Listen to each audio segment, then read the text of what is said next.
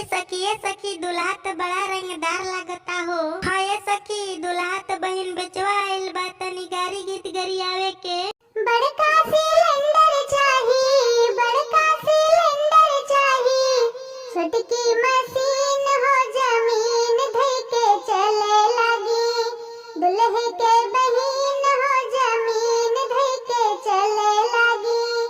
दुल्हे के बहिन हो जमीन धइ के चले लगी।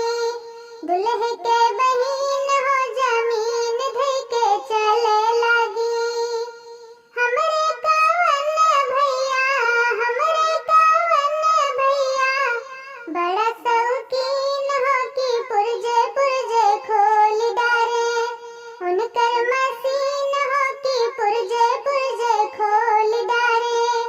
उनकर मशीन हो कि पुर्जे पुर्जे खोल डारे।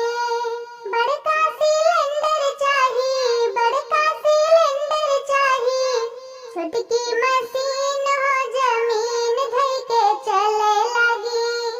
समधी के बहिन हो जमीन धइ के चले लगी।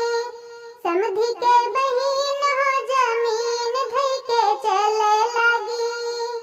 हमरे कवन भैया, हमरे कवन भैया, बड़ा